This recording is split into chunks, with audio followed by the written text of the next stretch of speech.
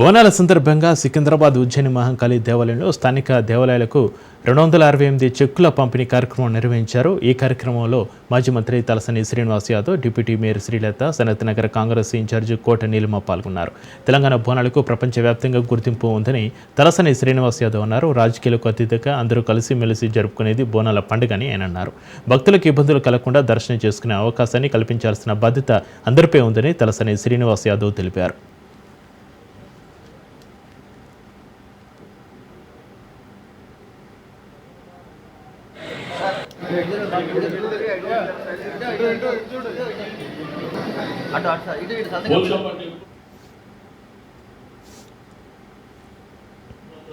రాజకీయాల అతీతంగా జరిగేటువంటి గొప్ప కార్యక్రమం ఇది. దైవ కార్యక్రమం.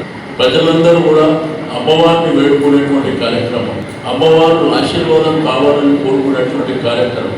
ఇది పరంపరగా జరుగుతున్నటువంటి కార్యక్రమం.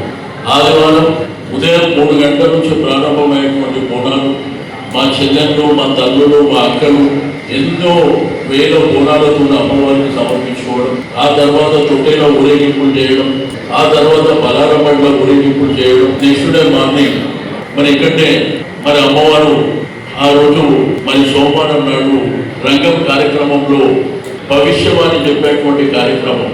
అంటే ఈ మహంకాళి జాతర అనేది మంచి వర్షాలతోని పంటలు బాగా పండాలి, కుటుంబాలంతా సంతోషంగా ఉండాలని మరి భవిష్యవాణి జరిగిన తర్వాత అబ్బాయి ఊరేగింపు కార్యక్రమం. ఈ శోభయాత్రలో అన్ని డిపార్ట్మెంట్ అధికారుల సహకారం.